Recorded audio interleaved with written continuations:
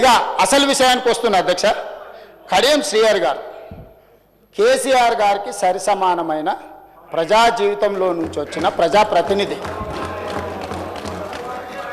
ఎవరు కూడా నేను ఆన్ రికార్డ్ నేను చెప్తున్నా, కడియం శ్రీహరి గారి నిబద్ధతను నిజాయితీని ఈ దేశంలోనే ఎవరు ప్రశ్నించజాలరు. నిజాయితీతో కూడుకున్న నిక్కచ్చిగా వ్యవహరించే ప్రజాప్రతినిధి. ఎన్నో మంత్రి పదవులు చేపట్టిన అవినీతి మచ్చలేని మంత్రిగా పనిచేసాడు.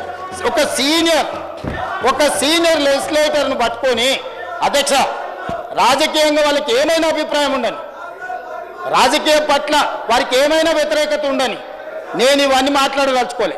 నేను ఒకటే అడగదలుచుకున్నా, హరీష్ రావు గారిని, కేటీఆర్ గారిని, మీ సభ్యుడు వ్యవహరించిన తీరును మీరు సమర్థిస్తున్నారా? సభలో ఈ రకమైన వ్యవహార శైలి ఈ సభకు మంచిదా? ఒక సీనియర్, అతను దళితుడా, అతను గిరిజనుడా అనే నేను ప్రస్తావిస్తలేను. అతను ఈ సభలో నాకు తెలిసి చాలా సీనియర్ మోస్ట్లలో 3-4 తీసుకుంటే కడియం శ్రీహరి గారు ఒకరు.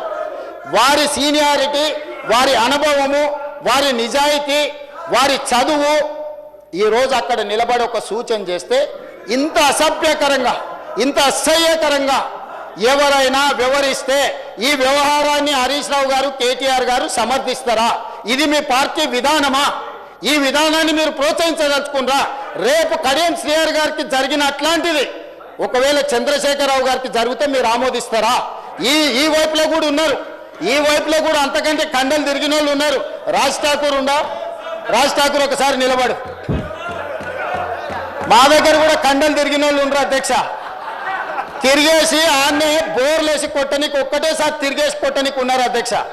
కానీ ఇక్కడ కుస్తీలు కొట్టడానికి రాలే అధ్యక్ష. విఘ్నత ప్రదర్శించడానికి, అవగాహనతో మాట్లాడడానికి సభలోకి వచ్చినాం అధ్యక్ష. ఆకారం ఉంది కదా అని ఒక పెద్ద మనిషిని పట్టుకొని ఆ రకంగా అవమానించే విధంగా మాట్లాడడం, మీకు ఏదైనా అభిప్రాయం ఉండని, మీరు ఏ అంశమైనా ప్రస్తావించండి. కానీ ఈ రకమైన విధానాన్ని ఈ సభ క్షమిస్తే ఇక భవిష్యత్తులో ఈ సభలో కత్తిపోట్లు లేకపోతే కుస్తీల పోటీలు జరగాల్సిన పరిస్థితి వస్తుంది. దీన్ని ఇక్కడనే నిలువరించాలి, దీన్ని ఇక్కడనే నియంత్రించాలి.